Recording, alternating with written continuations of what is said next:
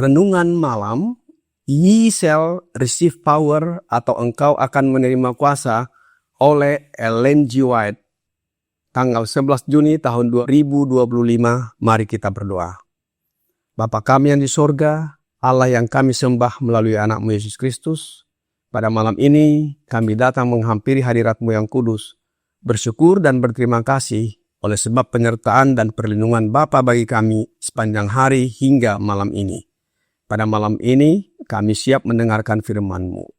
Mohon kehadiran Roh Yesus Kristus dalam hati kami, agar kami dapat mengerti firman-Mu dan menghidupkannya.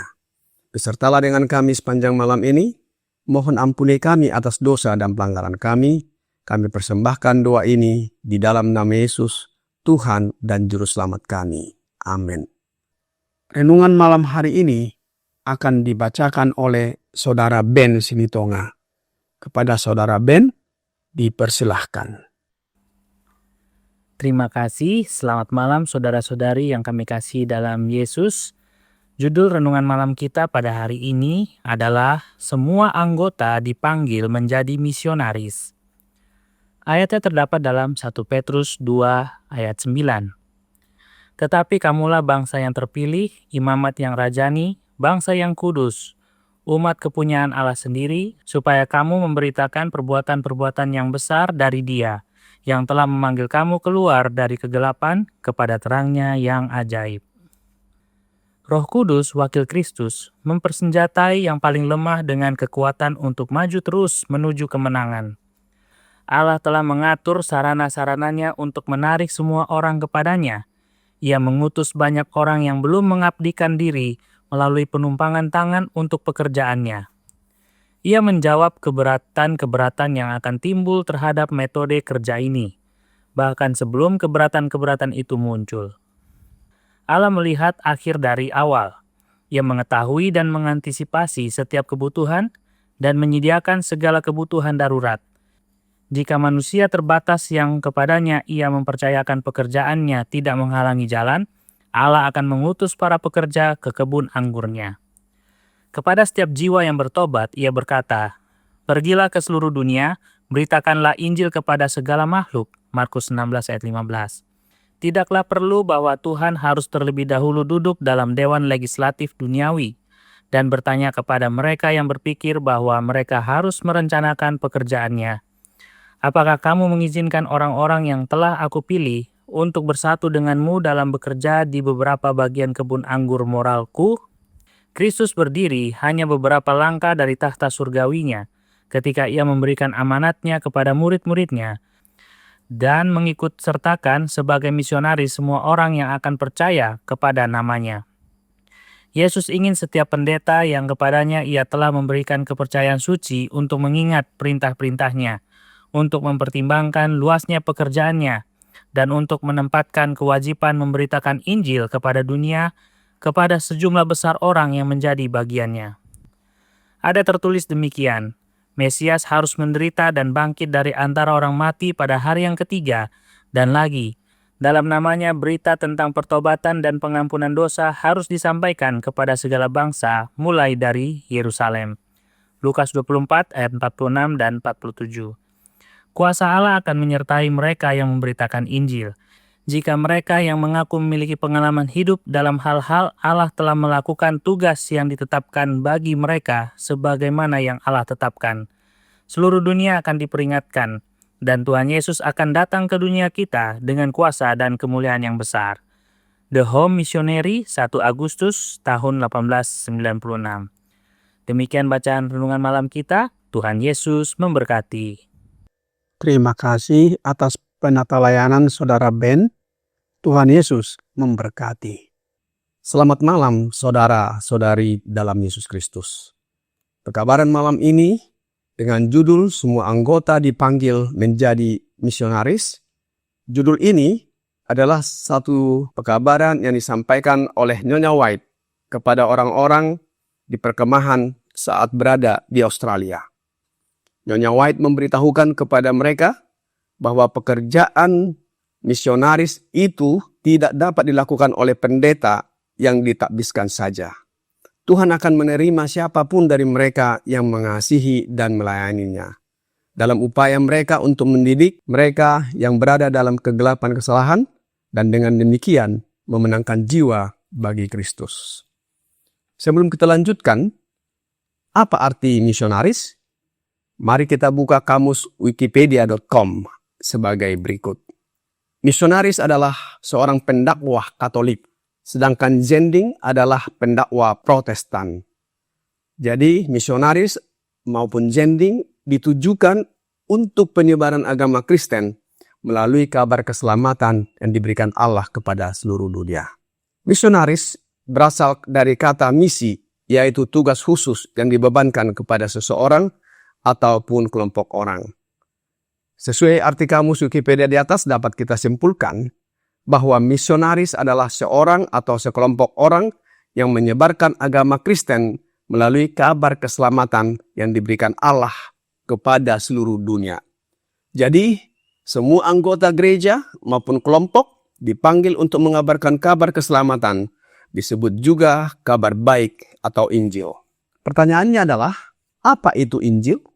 Rasul Paulus menjawab dengan menuliskan kepada jemaat Roma sebagaimana terdapat dalam Roma 1 ayat 16.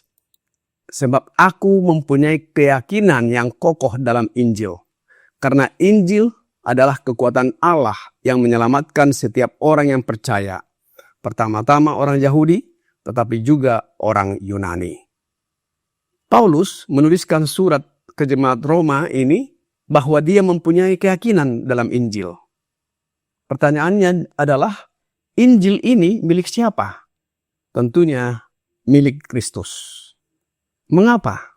Karena Injil milik Kristus itu adalah kekuatan Allah yang menyelamatkan setiap orang yang percaya, pertama-tama orang Yahudi, tetapi juga orang Yunani. Menyelamatkan siapa? Menyelamatkan setiap orang yang percaya, yaitu siapa saja dari seluruh bangsa. Setiap orang yang percaya ini, percaya kepada siapa?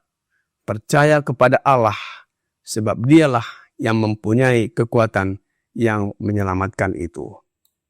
Bagaimana dengan orang yang tidak percaya kepada Injil?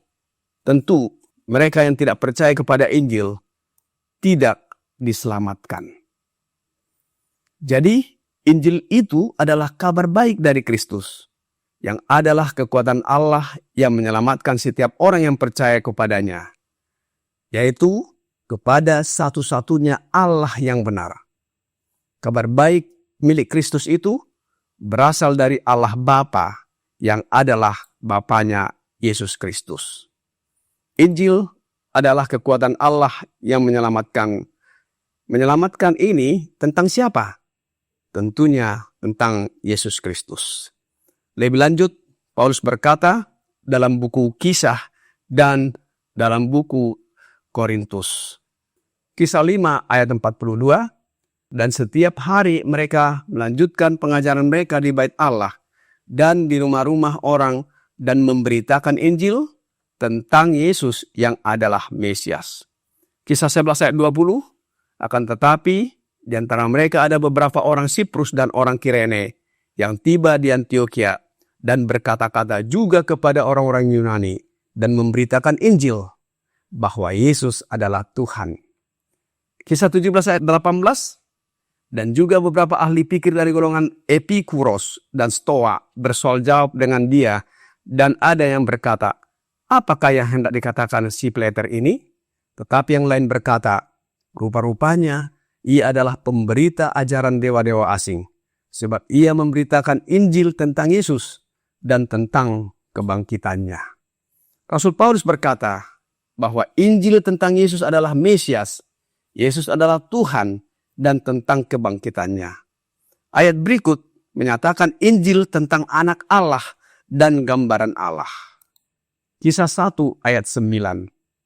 Karena Allah yang kulayani dengan segenap hatiku dalam pemberitaan Injil anaknya adalah saksiku bahwa dalam doa aku selalu mengingat kamu.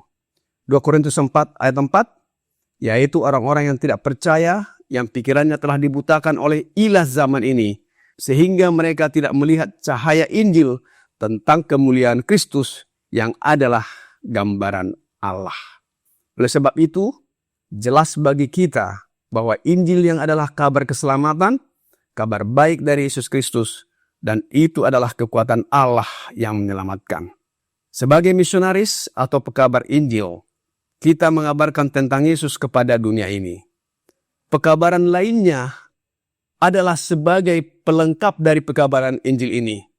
Mungkin orang menyebutkannya pekabaran tangan kanan ataupun pekabaran lainnya. Tetapi yang menjadi pokok bagi kita bahwa pekabaran yang kita bawakan adalah mengenai Yesus Kristus. Mungkin orang menyebutnya bahwa apakah tidak ada pekabaran yang lain? Kita tadi sudah mendengarkan bahwa pekabaran yang kita berikan kepada orang lain adalah pekabaran di mana kuasa Allah menyelamatkan melalui Yesus Kristus. Yesus berkata dalam Markus 16 ayat 15. Lalu ia berkata kepada mereka, pergilah ke seluruh dunia, beritakanlah Injil kepada segala makhluk. Siapa ia dalam ayat ini? Ia adalah Yesus. Perkataan ini diucapkan oleh Yesus ketika menampakkan diri kepada ke-11 orang muridnya pada saat mereka sedang makan, di mana Yesus mencela ketidakpercayaan dan kedegilan hati mereka, oleh karena mereka tidak percaya kepada orang-orang yang telah melihat dia sesudah kebangkitannya. Yesus ingin setiap orang yang kepadanya ia telah memberikan kepercayaan suci untuk mengingat perintah-perintahnya, untuk mempertimbangkan luasnya pekerjaannya, dan untuk menempatkan kewajiban memberitakan Injil kepada dunia, kepada sejumlah besar orang yang menjadi bagiannya. Yesus berkata dalam Lukas 24 ayat 46 dan 47.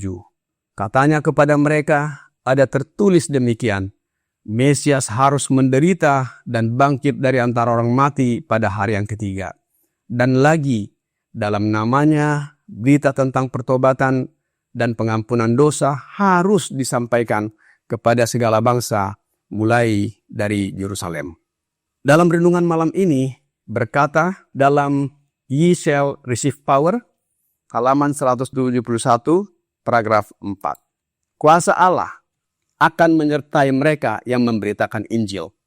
Jika mereka yang mengaku memiliki pengalaman hidup dalam hal-hal Allah telah melakukan tugas yang ditetapkannya bagi mereka, sebagaimana yang Allah tetapkan, seluruh dunia akan diperingatkan dan Tuhan Yesus akan datang ke dunia kita dengan kuasa dan kemuliaan yang besar.